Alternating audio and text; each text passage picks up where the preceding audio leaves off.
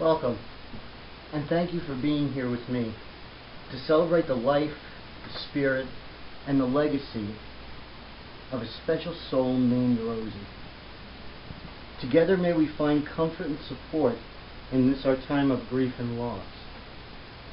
May we seek reflection and concentrate on the blessing that was Rosie.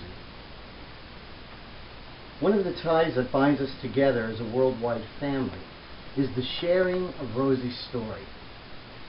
Some will narrate Rosie's story, some will create a slideshow, and some may do a video presentation. I chose to do all three.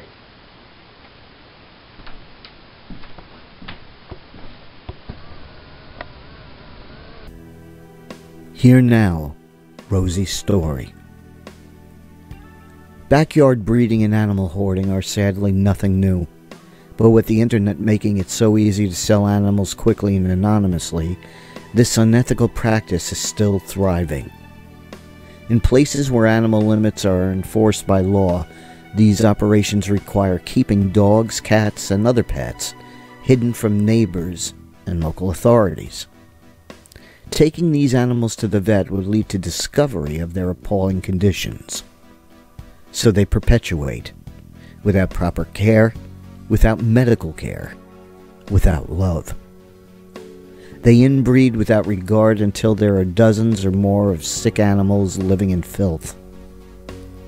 Buyers willing to purchase puppies without proper research, over the internet, in public parking lots, and from pet stores, create the demand that continues the cycle of greed and suffering.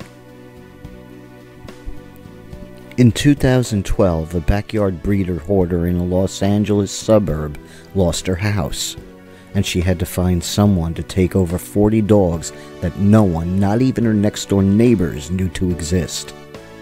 These dogs had never seen sunlight, never had medical care, and were terrified of the outside world. There were puppies, pregnant mothers, dogs so matted it was impossible to identify what lay underneath. As with any situation where dogs are inbred, there were several with congenital defects. In this case, some were born without front legs. And then there was Rosie. Rosie was born on Valentine's Day 2010. She had congenital deformities of the face, jaw, spine, and legs. By adulthood, twice the amount of teeth were crammed into her long, misshapen upper jaw.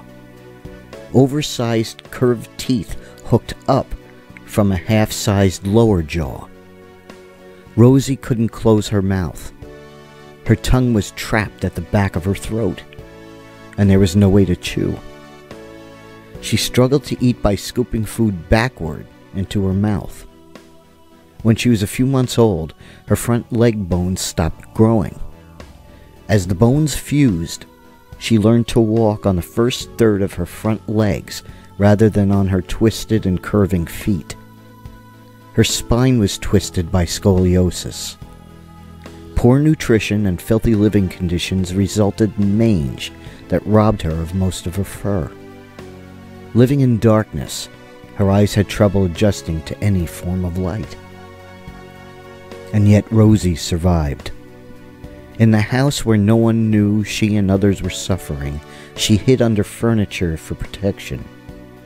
Despite her deformities, she crawled across urine-soaked floors, through years of feces, to find what bits of food the others left behind.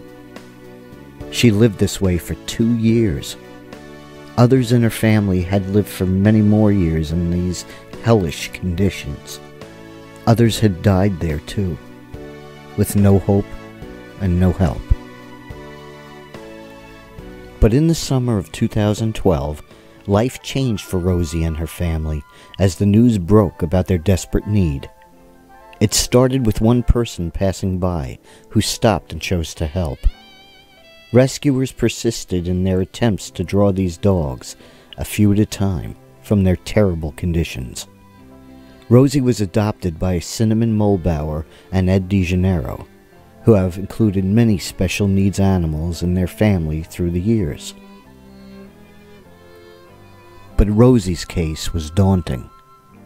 She needed so much care that it truly took a village and eventually a worldwide community to save her. Funds were quickly raised for initial medical treatment, and a Facebook page, Everything Rosie, established to keep her supporters apprised of her journey and of the situation for other dogs in the Los Angeles case. More hands reached out to help Rosie and others. The dedicated healers at Malibu Vet Clinic poured their expertise and love into her rehabilitation.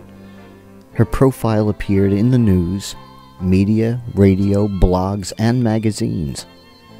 Within the first 3 months of her rescue, Rosie had undergone 2 major surgeries to remove her extra teeth and to repair her jaw. She began to grow fur again. Her eyes began to adjust to light. And what a life she embraced. She discovered squeaky toys, soft blankets, and her favorite treat, whipped cream. She loved to go to the beach and watch the waves and surfers. She had to wear protective clothing and turned into a fashion diva. She helped her mom, Cinnamon, rescue a litter of newborn kittens and was a dedicated and loving foster mama to her special kitten, Ophelia. Rosie underwent surgery again this summer to remove a damaged salivary gland. Recovery, though steady, was very slow. Then the shock. In early October, Rosie began to experience respiratory problems, and in just a few days, she was gone. On October 10th, 2013, Rosie pressed her face to Cinnamon's and then left this world. Her doctors confirmed that nothing could have been done. The ticking time bomb of her genetics, all because of one person's greed, had simply run out. But this will not be Rosie's legacy. This tiny girl with a big love for life has raised our spirits and broken our hearts. Rosie's story has built a network of love and action for others like her who have been saved, and for thousands more who are still suffering in the dark, waiting for us to find them. Some, like Rosie, will need a great deal of medical support. Others will need only what every dog needs and deserves: a home and a loving family. This weekend, as we honor her life together, we also pledge to continue the work she inspired and to remain a family united in her memory. We celebrate and remember everything Rosie.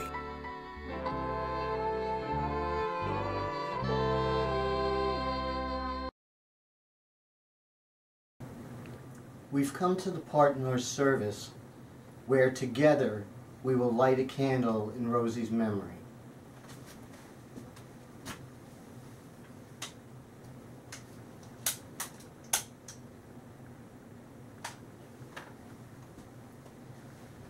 I chose a special reading, and it requires a response from you.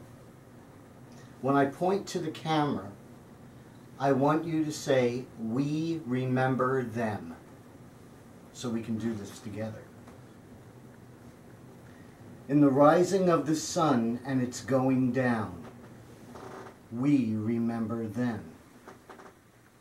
In the blowing of the wind and in the chill of winter, we remember them. In the opening of the buds and in the rebirth of spring, we remember them. At the blueness of the skies and in the warmth of summer, we remember them. At the rustling of the leaves and in the beauty of autumn, we remember them. At the beginning of the year and when it ends, we remember them. When we are lost and sick at heart, we remember them. When we have joys we yearn to share, we remember them. As long as we live, they too shall live, for they are a part of us, and we remember them. Amen.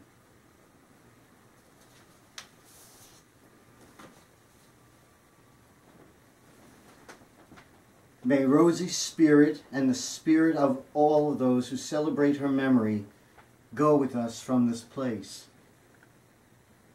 May we be encouraged and inspired to reach a hand of compassion toward other living creatures. May we keep faith and purpose so that our voices of determination will overcome the voices of greed. May our sorrow now be lifted, and may we go forward in peace. Amen. And God bless you.